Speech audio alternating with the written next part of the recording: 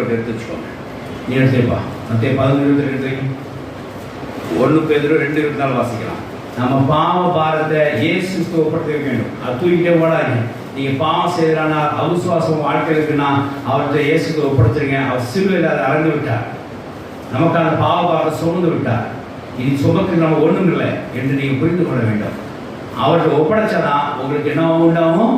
அந்த பாரம் என்னவாகும் லேசா நீங்கள் ஒப்படைக்கலாம். அந்த பாவ பாவத்தை செய்வீங்க, லக்கேஜ் சைக்கிள் தூக்கிட்டு போகணும். ஆனால் அந்த பாவத்தை இன்னொருத்தர் இறக்கி விட்டுட்டீங்க, இன்னொரு வண்டியில் இறக்கி போனா நீங்க எப்படி போகலாம்?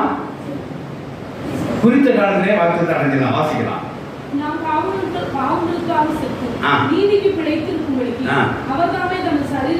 இயேசுதாமே தம்முடைய சரீரத்திலே தம்முடைய பாவங்களை என்ன செய்தார்? சிலுவையில் சுமந்தார். ஹல்லேலூயா. நம்முடைய பாவங்களை இயேசு சிலுவையில் சுமந்திருக்கிறார். ஆகையால நீங்க எதுக்கு பாவத்தை சுமக்கிறீங்க? நீங்க எதுக்கு பாவத்தை சுமக்கிறீங்க? அவர் விசுவாசத்தை கொண்டு போற ஜனங்கள், அவர் பின்னாலே போய் கொண்டிருக்கிற ஜனங்கள், இயேசுக்கு பின்னாலே அவர் கட்டளை பின்னால் போயிட்டு இருக்கிற நாம் பாவ பாரத்தை சுமக்க கூடாது. பாவ பாரத்தை இயேசுக்கு ஒப்படைக்க வேண்டும். அவர் ஏற்கனவே சிலுவை அறைந்து விட்டார்கள் என்று நினைவு கொள்ள வேண்டும்.